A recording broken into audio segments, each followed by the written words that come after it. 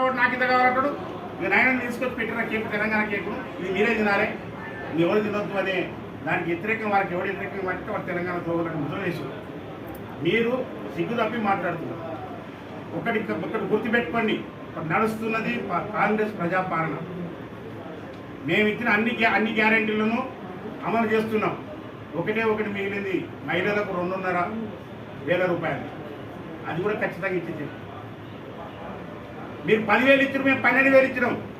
నీకు రేపు నేను అధికారంలోకి వస్తా అంటున్నావు కదా, 15,000 ఇస్తావా చెప్పు. 10 ఇచ్చినావు కదా, 15 ఇస్తావా చెప్పు. ఏమి ఇస్తావు? అప్పులు చేసిపోయినావు, ఆగమట్టించిపోయినావు. ఇక్కడ నవీన్ యాదవ్ గారు భారీ మెజార్టీతోనే గెలుస్తున్నారు.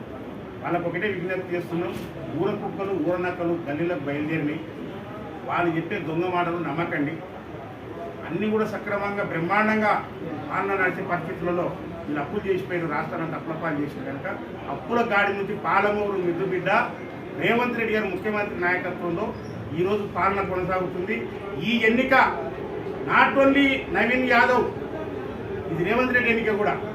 కాంగ్రెస్ పార్టీకి అభివృద్ధికి పడుతున్న ఓటు ఇది. జూబ్లీహిల్స్ నియోజకవర్గం గెలుపు రేవంత్ రెడ్డి గెలుపు, కాంగ్రెస్ పార్టీ గెలుపు. ఇది నాట్ ఓన్లీ నవీన్ యాదవ్ గెలుపు. కనుక ప్రజలందరూ కూడా ఆలోచన చేయాలా. పాలమూరు ప్రజల్ని అన్ని జిల్లాల నుంచి వచ్చి ఇక్కడ వలస వచ్చి బతుకుతున్న ప్రజలందరూ ఈ జూబ్లీహిల్స్ నియోజకవర్గంలో బంగ్లాలు ఉంటాయి, పక్కన పేదల గుడిసెలు కూడా ఉంటాయి. కనుక పేదల పార్టీ, బడుగు బలైన వర్గాల పార్టీ కాంగ్రెస్ పార్టీ. మనకు ఇందిరామ ఇళ్ళనే చదువుకున్నాం, మనకు ఇందిరామని భూములు ఇచ్చింది, ఇందిరామ పాలనే మనం ఆదుకున్నది. కనుక అటువంటి ఇందిరామ పాలన కాంగ్రెస్ పార్టీని గెలిపించుకుందామని ఆర్ఎస్ ప్రవీణ్ కుమార్ లాంటి వ్యక్తులకు ఒక బడుగు బలైన వర్గాలకు సంబంధించిన అభ్యర్థిని మాట్లాడే అర్హత లేదు. నువ్వు ఒక బహుజనిస్టువే కాదు, నువ్వు అంబేద్కరిస్టువే కాదు, నీవు దొరయిస్తువు. దొరకాలక్కడ బాధ్యతగిరి చేస్తున్న ఊర కుక్కవు నీవు. మీలాంటి వ్యక్తులు మాట్లాడితే దళిత సమాజానికి అవమానం. గుర్తుపెట్టుకోవాలి ఆర్ఎస్ ప్రవీణ్ కుమార్. మాట్లాడే ముందు నువ్వు ఎక్కడున్నావు, ఎక్కడి నుంచి వచ్చినావు, ఎవరు నీ ఎంపటి ఉన్నది అది గమనించుకోవాలా. నీవేదో బాడీగార్డ్ లాగా మాట్లాడితే నేనని చెప్పేసి అనుకుంటే మాత్రం ఖచ్చితంగా అది మిమ్మల్ని ఎవరిలో ప్రతి సభ్య సమాజం ఒప్పుకోదు, మీకు తగిన గుణపాఠం చెప్తుంది. అదే రకంగా కేసీఆర్ గారు ఈ కుటుంబాన్ని రౌడీ షీటర్ కుటుంబం అని చెప్పి అంటారు కదా, క్షమాపణ చెప్పి జూబ్లీహిల్స్ ఎన్నికల ప్రచారానికి రావాలా. క్షమాపణ చెప్పి ఒక బడుగు బలైన వర్గాల వ్యక్తులను రౌడీ షీటర్లతోన, రౌడీల పేరుతోన అవమానపరిచి మాట్లాడడం అనేది ఈ భారత రాజ్యాంగానికి విరుద్ధం అని చెప్పేసి అని విజ్ఞప్తి చేస్తున్నా. మరి ఆర్ఎస్ ప్రవీణ్ కుమార్ గారు మాట్లాడిన మాటల్లో ఒక్కటి వాస్తవం లేదంటారా?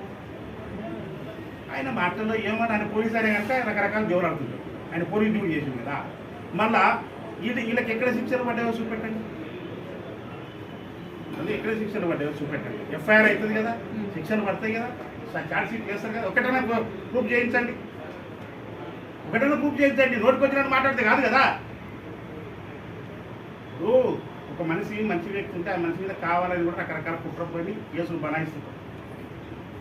ఆ రోజులలో పోలీసుల వ్యవస్థ ఎటువంటిది, ఎవడు నోరెత్తితే మన మీద 10 కేసులు కడతాం. కాంగ్రెస్ పార్టీ వచ్చి ఏమి ఇచ్చిందో తెలంగాణ ప్రజలకంటే స్వేచ్ఛ ఇచ్చింది.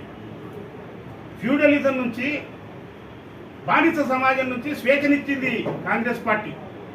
భారతదేశానికి స్వాతంత్రం తీసుకొచ్చి భారతదేశ ప్రజలకు స్వేచ్ఛనిచ్చింది. తెలంగాణ రాష్ట్రాన్ని ఇచ్చి తెలంగాణ ప్రజలకు స్వేచ్ఛనిచ్చింది. నేను అధికారంలోకి వచ్చి ఆ యొక్క దొరల గడిలో బానిస ఉన్న తెలంగాణను స్వేచ్ఛావాయువులు పిలిచేటట్టుగా చేసింది రేవంత్ పాలన, కాంగ్రెస్ పాలన చెప్పేసి విజ్ఞప్తి చేస్తుంది.